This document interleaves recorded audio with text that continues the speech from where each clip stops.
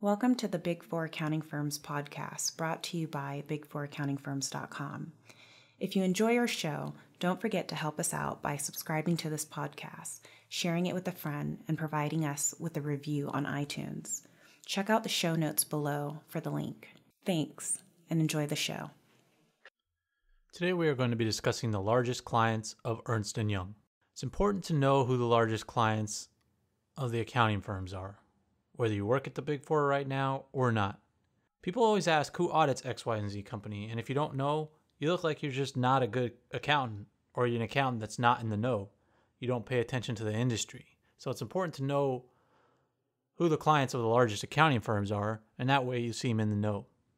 And also, if you're looking for a job with Ernst & Young, it would be good to know their clients before you go into your interview.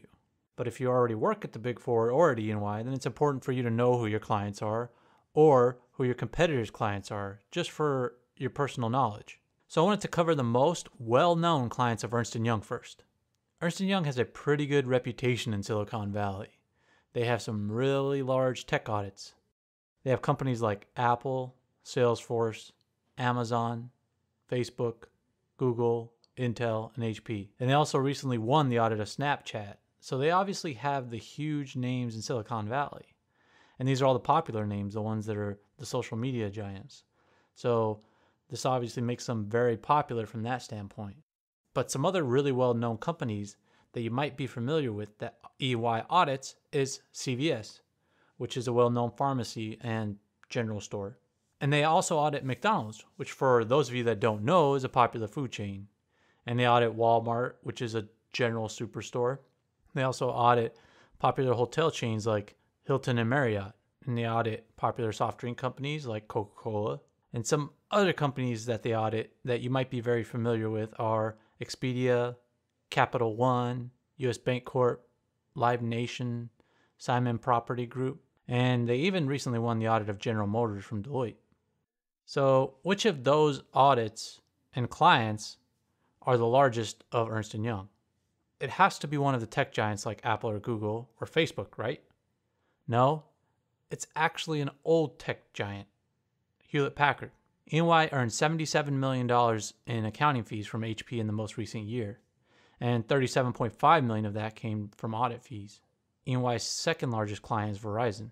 Verizon paid Ernst & Young $53 million in accounting fees in the most recent years. And since I mentioned all those Silicon Valley clients, let's discuss how much EY earned off of them in the most recent year. Apple paid EY $16 million in accounting fees in the most recent year, while Google paid Ernst & Young $21 million in accounting fees. And $14 million of those fees that Google paid were related to the audit. The remaining $7 million was related to tax consulting and other accounting services.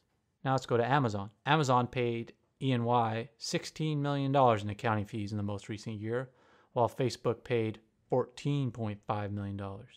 So those are really big names. Apple, Google, Amazon, Facebook, but they don't pay as much as other large multinationals with complex situations like Hewlett Packard and other companies with a huge global footprint.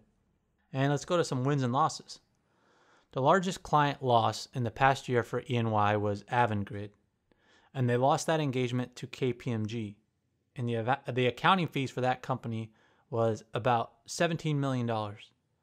And for those of you that are wondering, Avangrid is an energy services company.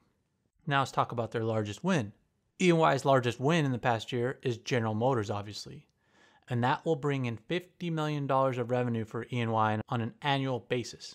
And this obviously outweighs the loss of Avangrid, which was only $17 million.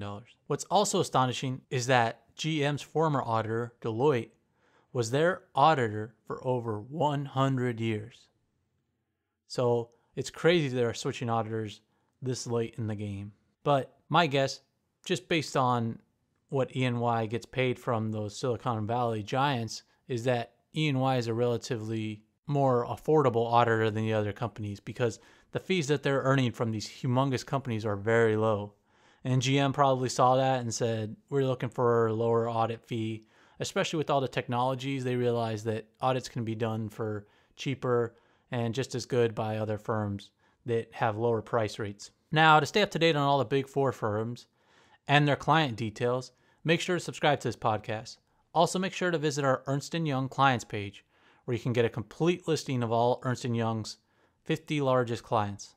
We appreciate your help in growing this podcast so we can continue to bring you the best Big Four content possible.